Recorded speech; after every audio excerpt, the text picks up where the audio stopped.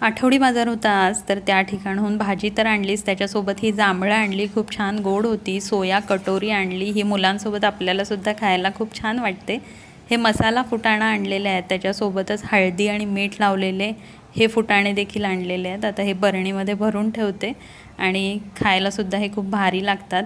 मुलाला खायची आहे अंडा बुर्जी आणि ब्रेड, तर त्यासाठी इथं कांदा, मिरची आणि कोथिंबीर चॉप करून घेतलं आहे मॅन्युअल चॉपरमध्ये आणि बटर आणि थोडं तेल घालून कांदा छान परतून घेणार आहे. थोडं मीठ घातलं म्हणजे कांदा लवकर परततो.